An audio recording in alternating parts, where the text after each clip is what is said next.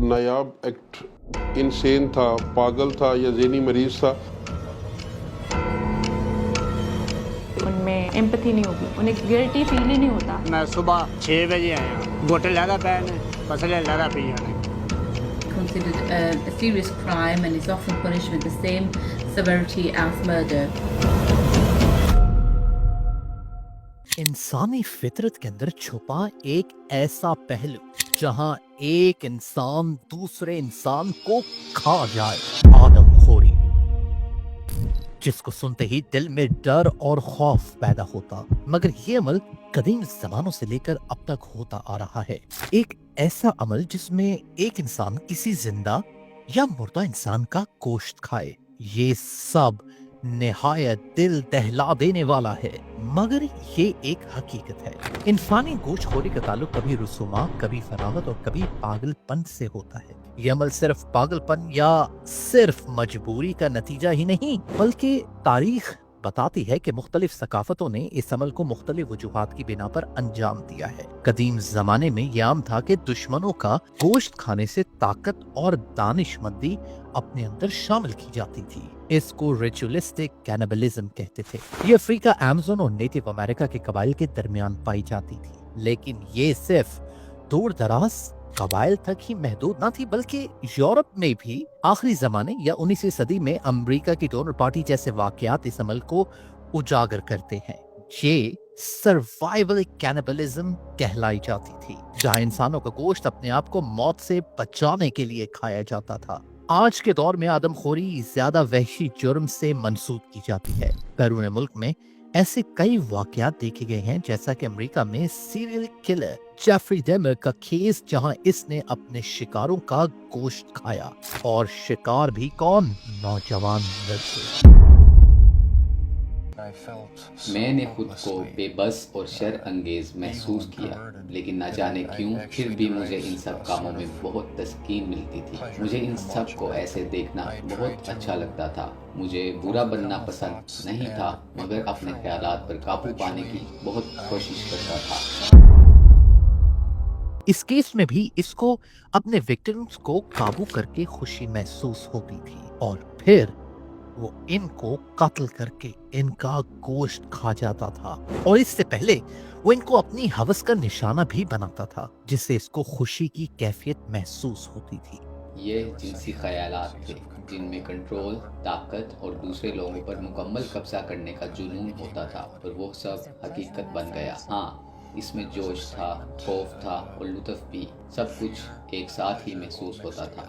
गोश्तखोरी को ज़हनी मर्ज के तौर पर भी जाना जाता है, जहां मरीज कुछ ऐसी नफ्सियाती दबाव या माजी की कुछ ना भूलने वाली तलखियों का शिकार हो जाता है कि उसे किसी दूसरे इंसान को कत्ल करना और उसका गोश्त खाना ममनू महसूस नहीं होता। अगर आप देखें कि किस तरह के लोग हमारी सोसाइटी में ज़्यादा कैनिबलिज्म की तरफ एंगेज हो सकते हैं, उनमें एक तो ये है कि उनमें एम्पैथी नहीं होगी, या लैक ऑफ रिमोर्स या गिल्ट होगा। उन्हें गिल्टी फील ही नहीं होता कि वो एक इंसान को मतलब उसको किल करके उसका फ्लैश यूज़ कर रहे हैं। तो इस तरह के साइकोलॉजिकल इम्पैक्ट्स ज़्यादा प्रेवलेंट होते हैं। यहाँ पर यह बात काबिल गौर है कि साइकोपैथ होने का मतलब ये नहीं कि वो शख्स सीरियल किलर भी हो, और किसी सीरियल किलर होने का मतलब ये नहीं कि वो साइकोपैथ भी हो। दुनिया में बहुत से ऐसे वर्ल्ड लीडर्स हुए हैं जो एक्चुअल में साइकोपैथ हैं। इसकी मिसाल जो बाइडेन और नेतन्याहू में नजर आती। लेकिन क्या ये साइकोपैथ पैदाइशी तौर पर ऐसे होते हैं या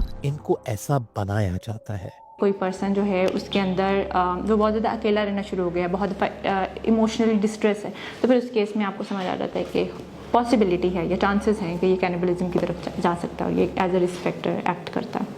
आदमखोरी के वाकयात वैसे तो बहुत कम देखने में सामने आते हैं, लेकिन ऐसे वाकयात हमें ज़हनी सेहत की अहमियत का एहसास दिलाते हैं। ये बताते हैं कि शदीद ज़हनी बीमारियां जैसे कि साइकोसिस, पैराफ्लिक बाज़ औक़ात इंसान को इंतहाई रवैयों तक मजबूर कर देती हैं। मगर ये समझना बहुत ज़रूरी है कि कैनिबलिज्म का ताल्लुक सिर्फ ज़हनी बीमारियों से नहीं होता। इसके पीछे बाज़ औक़ात दूसरी वजूहात भी होती हैं, जैसे अपनी ज़िंदगी बचाने के लिए बाज़ लोग इस अमल तक जाते हैं। कुछ सकाफती रवायात को पूरा करते हैं, कुछ नशे या मंशियात का इस्तेमाल की वजह से इंतहाई रवैयों तक जाते हैं। मॉरल और कानूनी पहलुओं के अलावा आदमखोरी की सेहत पर भी बहुत मनफी नुकसानात होते हैं। 20वीं सदी में पपुआ न्यू गिनी के एक कबीले में कुरो नामी एक मर्द सामने आया। कुरो जो है वो एक मेडिकल डिसऑर्डर है।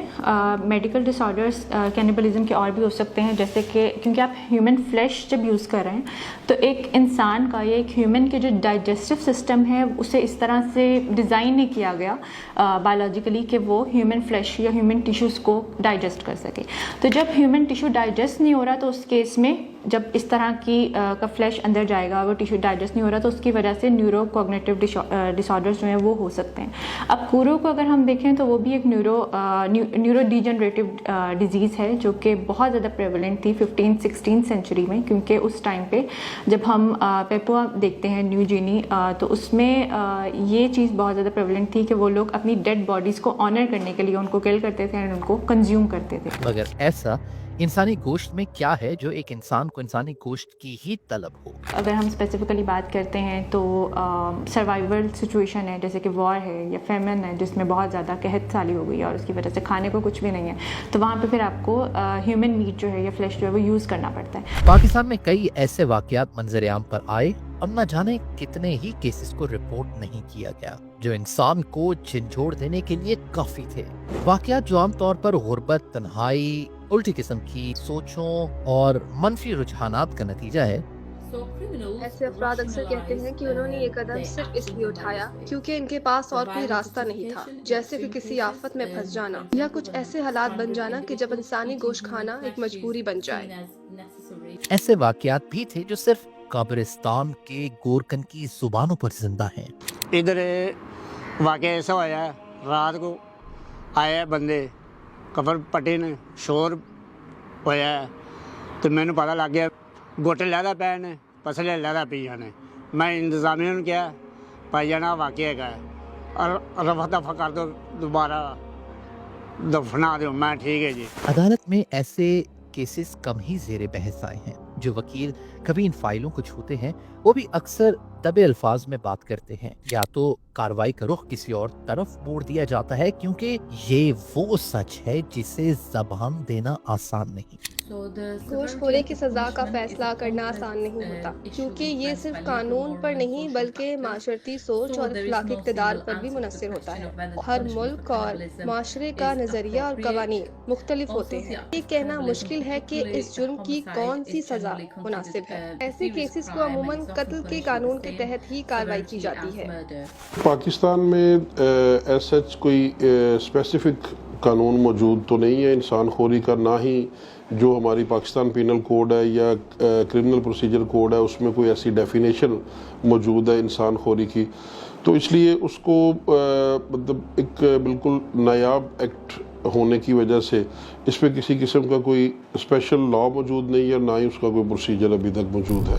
पंजाब के जिला भक्कर के मशहूर दो भाई जिन्होंने ये घिनौना अमल अंजाम दिया, वो कब्रों से मुर्दे निकालकर इंसानी गोश्त खाते थे। उन्हें पहली बार पकड़े जाने पर सिर्फ 2 साल की सजा सुनाई गई, मगर जब वो जेल से वापस आए तो इंसानी गोश्त की लत में मजीद इजाफा हो चुका था। क्या नाम है? मोहम्मद आरिफ। ये क्या किया आपने? जी ये मैंने नहीं किया जी, भाई ने किया। कौन से भाई ने किया? ये पड़ा है। क्या किया इसने? इसने जी ये लाश वगैरह को ले आया है जी निकाल कर। हाँ? लाश वगैरह ले आया है निकाल कर। उन्होंने एक 12 साला बच्चे की लाश को अपनी हवस का निशाना बनाया। अफसोस की बात यह है कि इस भयानक जुर्म के बावजूद भी उनके खिलाफ कोई वाज़ेह और सख्त कानूनी कार्रवाई नहीं की गई। कितने अरसे से लाश निकाल रहे हो? किसको पता कितना अरसे से निकाल रहा हूँ। पहली लाश है। पहली लाश है? ये जो देगची में टुकड़े पड़े हैं किसके टुकड़े हैं? ये पाँव के हैं। पाँव के हैं? ये किसके पाँव के हैं? जी किसके पाँव के हैं ये? मर्द के हैं, पता नहीं रानी के हैं। ये तूने निकाली थी कब्र में से? जी ये कितने अरसे से खा रहे हो तुम निकाल के? ये जी तकरीबन 3-4 जी मैंने फूल उठाए हैं। फूल का क्या मतलब है? बच्चे बच्चे? जी। पाकिस्तान के मौजूदा फौजदारी कवानीन में आदमखोरी को बराह रास्त जुर्म के तौर पर तस्लीम नहीं किया जाता, जिसकी वजह से इस नौयत के केसेस को अक्सर ज़हनी मर्ज या सबूत की कमी की बुनियाद पर दबा दिया जाता है। किसी बंदे ने कोई जुर्म जो है वो अपनी ज़हनी हालत की ख़राबी के बायस किया हो और उसको ये वो क्राइम कमिट करते हुए इस चीज़ का अंदाज़ा ना हो कि वो क्या करने जा रहा है, और अगर कोर्ट में उसको मेडिकल एविडेंस से साबित कर दिया जाए कि जिस वक्त उसने वो क्राइम किया उस वक्त वो बिल्कुल नॉर्मल नहीं था, इनसेन था, पागल था या ज़हनी मरीज़ था, तो कानून जो है वो सेक्शन 84 पीपीसी का वो उसको प्रोटेक्शन देता है, उसको सज़ा नहीं होती, उसको क्राइम नहीं समझा जाता। क्या इंसान इतना ही बेबस और इंतहा पसंद है? क्या इंसान और जानवर में कोई फर्क नहीं? क्या हम वाकई इस बात से नावाकिफ हैं कि जो लोग हमारे पास या इर्द गिर्द रह रहे हैं वो इंसान है या हैवान? आखिर कब तक हम जुर्म के नाम पर इंसानी जिस्मों की बेहुरमती करते रहेंगे? मीडिया एक रोल प्ले करता है। अगर आपने मीडिया में स्पेसिफिकली जब से नेटफ्लिक्स आया तो जो कंटेंट टीवी पे सेंसर हो जाता था, अब वो अनसेंसर्ड कंटेंट आपको नेटफ्लिक्स पे या और भी डिफरेंट इस तरह के जो मीडिया साइट्स हैं उस पर मिल जाता है। जब आप इस तरह की मतलब सीरीज़ में देखते हैं, बहुत सीरीज़ हैं, मूवीज़ हैं जो कि इसके ऊपर बनी भी हुई हैं। एक साउथ इंडियन मूवी भी है जिसका एग्जैक्टली मुझे नाम नहीं, आई थिंक वो आमिस उसका नेम है, AAMIS, और वो हिंदी वो है ट्रांसलेटेड मूवी है। आप उसमें देखें, उसमें जो कैनिबलिज्म है उसको इस तरह से दिखाया गया है कि वो अगर आप कंज्यूम कर रहे हैं ह्यूमन मीट तो आपके अंदर एक एक्सेप्शनल पावर आ रही है, आपको एक एक्सेप्शनल प्लेयर मिल रहा है। तो अगर देखने वाली ऑडियंस है उसको वो देखती है और देख के समझती है कि ये इतनी मतलब इसके अंदर पता नहीं कोई ऐसी चीज़ है जो हम कंज्यूम करेंगे तो कंज्यूम करके हमारे पास बहुत एक्सेप्शनल हम प्लेयर फील करेंगे जो कि शायद हम अपनी लाइफ में पहले नहीं किया। आखिर कब तक अपनी बेलगाम ख्वाहिशात और इत्मीनान की खातिर किसी की जिंदगी या इससे जुड़े लोगों को बर्बाद होता देखते रहेंगे या फिर इस सब पर खामोशी इख्तियार करेंगे?